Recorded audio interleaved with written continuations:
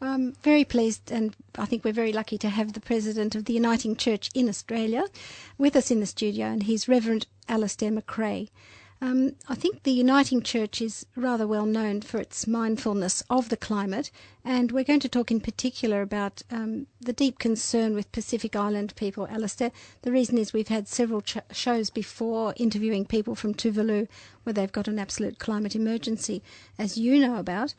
And one of the things that concerned me, they said many of the elders do not want to leave as climate refugees. They do not want to go anywhere, but they're just going to put their trust in God. They're just going to stay there and pray. And the science is saying that they are going to probably be the first countries, those island nations, that will be inundated. So what's your response to that? Hi, Vivian. Hi, listeners. Yeah, we have long and close links with the people of Tuvalu and Kiribati. In terms of your question, first of all, yes, they do want to stay where they are, of course. All things being equal, they want to stay on their own land, and they have got a dominant theology of really trusting God. You know, they've lived off the produce of the sea largely for so long, and the sea has provided for them. But all of that's changing, so they're needing to change the way they think about God and human responsibility, and that's having to happen very quickly. So it's a very confusing time for them. But the signs are that they're learning about the science, and they're very keen to do what they can to stay where they are.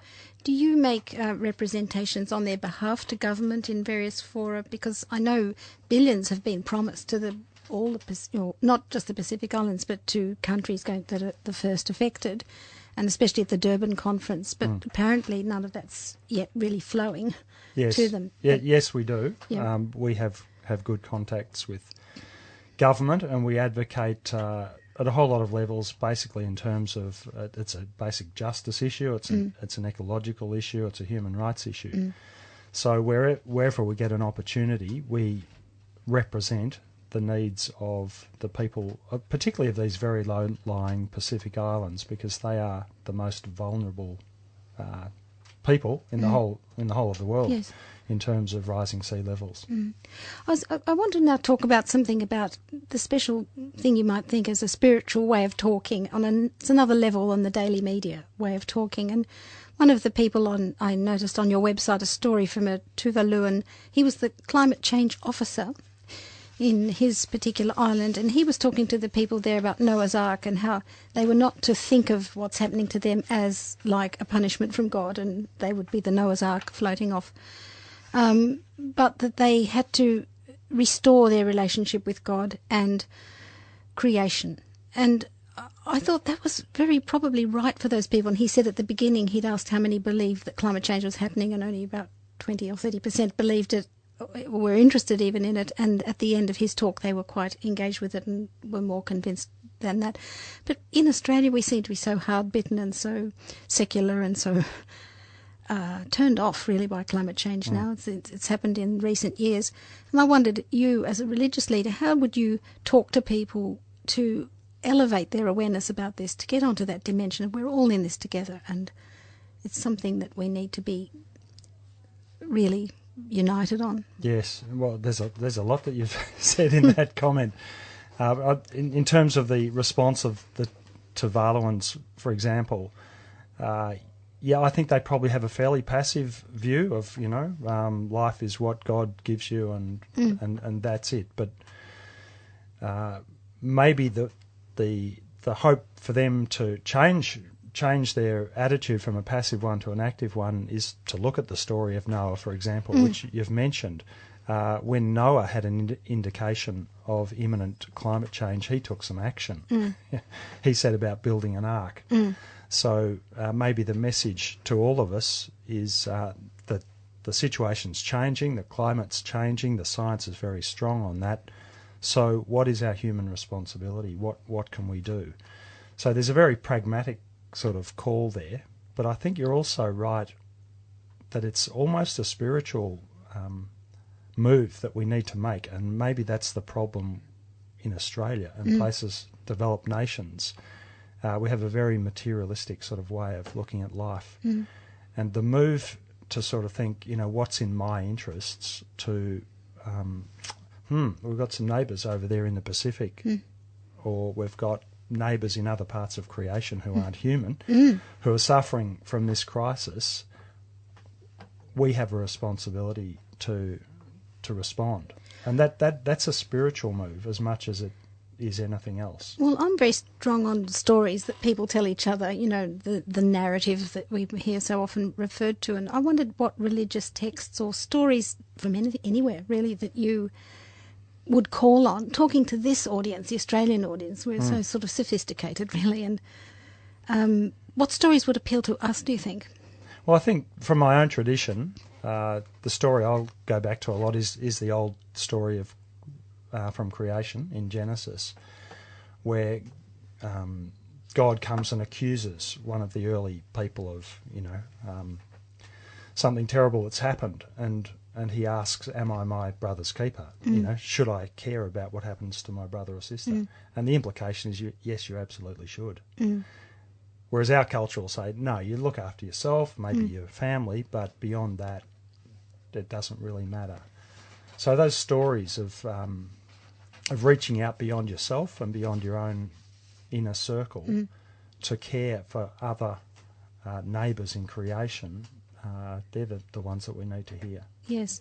It seems very obtuse, though, doesn't it, not to care for the other people when, in fact, the problem we're facing is so global. Yes. And our numbers are up as well. Yeah, but the justice issue is that it'll be the poorest who and the go most first. vulnerable who go first. We can insulate ourselves from a lot of these changes. That's probably what's keeping up all these delay tactics that we see. Well, before the last election, the Uniting Church announced that major polluters should take responsibility for the pollution they're causing, and that citizens and consumers would like to share that responsibility, as in the carbon tax, and you've strongly supported a swift transition to renewable energy. So it's good to see church leaders talking about these pragmatic and very secular issues and putting a bit of weight behind that. And I'd like to know what influence that you have with government. Is there anything like a united position in favour of climate change, mitigation or action? Yeah, it's hard to tell what influence you have. You can lobby and advocate as hard as you like, and it's hard to quantify what impact that has. But we have advocated very strongly for a carbon price. We're not satisfied with the current level. We think it should be higher. And also very strongly on renewable energy sources. In terms of other churches, some of the other churches are coming on board on that, but I wouldn't say it's necessarily high on the agenda of a lot of Christian churches. Well, I looked at a lot of websites preparing for the program, and I noticed a lot of people had a bit of a flurry of activity around 2008, 2007, as if, we have a project this and a project that, and didn't seem to really be ongoing or really determined and committed. No. Not many churches have named it as a major imperative for the churches to address. Well, that probably reflects the culture we're in, where we're actually quite comfortable and we don't see it as that. I know you have a foundation document called Tackling Climate Change and Ensuring Our Futures, and the Uniting Church produces these foundation documents and gives them out to the various congregations to discuss and interpret. Can you tell me some of the feedback you had from that when that was published? Oh, one of the things I've loved about being in this national role the last few years is just seeing how local communities are responding to this challenge. And so many congregations and agencies of the Uniting Church are doing the energy audits and doing what they can with their local plant. There's community gardens springing up everywhere. There's churches with their roofs covered with solar panels, water capture and reticulation.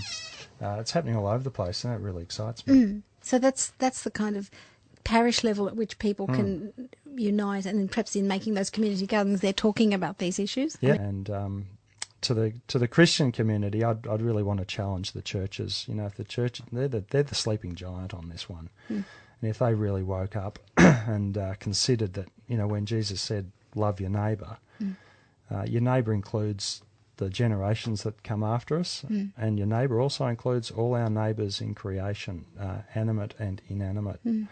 who are presumably part of God's creation, and we have a responsibility for them as well. I love that, the sleeping giant. that you meaning the number of people they affect or the power they have in... there's still, I mean, for all the decline in the churches, there's still a lot of people, you know, more than any other organisation in this country. And if they all got motivated, it would make a huge difference. That's right. Well, thank you very much, Alistair, for speaking to us at Radio 3CR. This is the Beyond Zero Emissions radio show, and that was the President of the Uniting Church in Australia, Reverend Alistair Macrae.